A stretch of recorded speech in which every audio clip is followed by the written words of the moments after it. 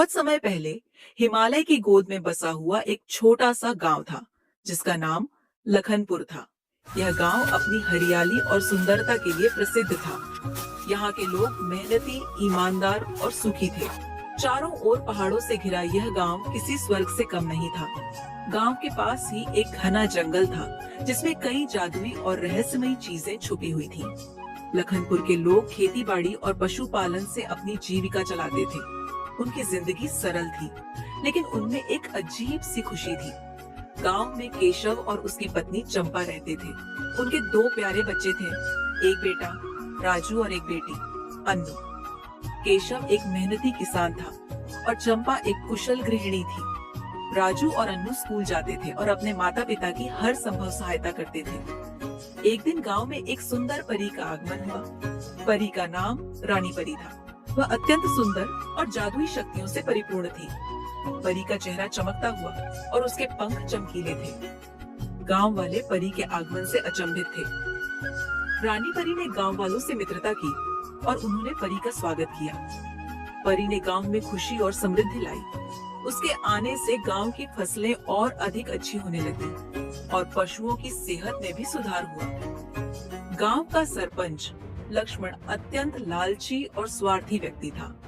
उसने परी की जादुई शक्तियों के बारे में सुनकर उसे अपने निजी स्वार्थ के लिए उपयोग करने का निश्चय किया। लक्ष्मण ने रानी परी से उसकी शक्तियों को अपने लिए मांगने की कोशिश की। परी ने लक्ष्मण के लालच को समझकर उसकी मांग को ठुकरा दिया। इससे लक्ष्मण को बहुत गुस्सा आया और उसने परी को गांव से निकालने की धमकी दी। लक्ष्मण के इस बर्ताव से रानी परी बहुत क्रोधित हुई।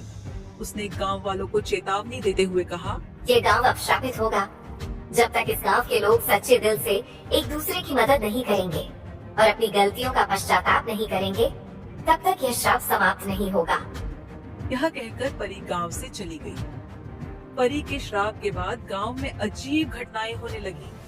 फसलों का नष्ट होना, पशुओं का बीमार होना और गांव के लोगों का अचानक बीमार पड़ना आम हो गया। गांव के लोग डर के साए में जीने लगे और परी के श्राप को समाप्त करने के उपाय खोजने लगे। केशव और चंपा ने अपने बच्चों राजू और अन्नू के साथ मिलकर परी के श्राप को समाप्त करने की ठानी।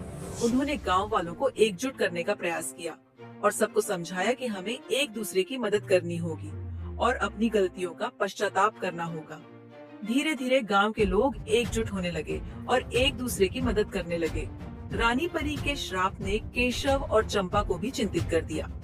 वे अपने बच्चों राजू और अन्नू के साथ इस समस्या का समाधान खोजने में जुट गए। एक दिन केशव ने चंपा से कहा, हमें इस श्राप से छुटकारा पाने का कोई उपाय खोजना होगा। हम अपनी आंखों के सामने गांव को बर्बाद नहीं होते देख सकते। हाँ, हमें मिलकर कुछ करना होगा। केशव और चंपा ने अपने बच्चों के साथ मिलकर रानी परी की खोज में जाने का निश्चय किया। उन्होंने गांव के बुजुर्गों से रानी परी के बारे में और जानकारी प्राप्त की। एक बुजुर्ग ने उन्हें बताया, रानी परी अक्सर गांव के पास वाले जंगल में आती थी। शायद वह वहीं कहीं रहती हो। केशव, चंपा, राजू और अन्नू ने जंगल की यात्रा की तैयारी की। वे आवश्यक सामान लेकर जंगल की ओर निकल पड़े। जंगल में प्रवेश करते ही उन्हें अजीब आवाजें सुनाई देने लगी। जंगल घना और रहस्यमय था। रास्ते में उन्हें कई तरह की मुश्किलें आईं, लेकिन वे हिम्मत नहीं हारे। जंगल में उन्हें कई जादुई घटनाओं का सामना करना पड़ा। एक दिन जब वे एक विशाल पेड़ के नीचे आराम कर रहे थे, तो अचानक पेड़ के तने से एक जादुई दरवाजा प्रकट हुआ। दरवाजा खुलते ही वे चारों अचंभित हो गए। राजू ने उत्सुकतावश दरवाजे के भीतर झांका और बोला, यहाँ कुछ तो है, चलो देखते हैं। दरवाजे के भीतर घुसते ही वे एक चमकदार गुफा में पहुंच गए। गुफा के अंदर एक सुंदर झरना बह रहा था और चारों ओर चमकते हुए पत्थर थे। गुफा के बीचों बीच एक जादुई फूल खिला हुआ था। अन्नू ने उस फूल को छूने की कोशिश की। तभी एक जादुई आवाज गूंजी, सावधान, ये फूल जादुई है। इसे छूने से पहले तुम्हें परी का दिल जीतना होगा। वे गुफा में और आगे बढ़े तो देखा कि रानी परी एक विशाल पत्थर पर बैठी थी। उसका चेहरा उदास था। केशव ने हिम्मत जुटाकर कहा, रानी परी, कृपया हमारा श्राप समाप्त करें। हमारे गांव वाले अपनी गलतियों का पश्चाताप कर चुके हैं। रानी परी ने उनकी ओर देखा और बोली, तुम्हारे गांव वालों ने अपनी गलतियों से सबक सीखा है, लेकिन श्राप तभी समाप्त होगा जब तुम सच्चे दिल से एक दूसरे की मदद करोगे और हमेशा एकजुट रहोगे। रानी परी ने कहा, तुम्हें एक परीक्षा से गुजरना होगा। अगर तुम इसमें सफल होते हो तो मैं अपना श्राप वापस ले लूंगी। केशव, चंपा, राजू और अन्नू ने इस चुनौती को स्वीकार किया। परी ने उन्हें जंगल में 3 जादुई चुनौतियों का सामना करने के लिए कहा। पहली चुनौती में उन्हें एक जादुई दर्पण के सामने खड़ा किया गया। दर्पण ने उनके भीतर की सच्चाई को उजागर कर दिया।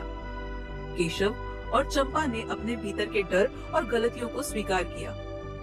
राजू और अन्नू ने भी अपनी गलतियों को स्वीकार किया और एक दूसरे से माफी मांगी। दर्पण ने उनके सच्चे दिल को स्वीकार किया और पहली चुनौती पूरी हुई। दूसरी चुनौती में उन्हें एक जादुई पुल पार करना था।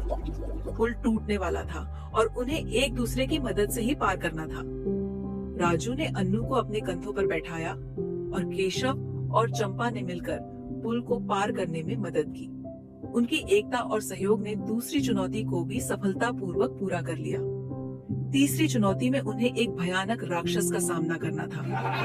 राक्षस जादुई शक्तियों का झाता था और बहुत ही डरावना था, लेकिन केशव, चंपा, राजू और अन्नू ने मिलकर साहस के साथ उसका सामना किया।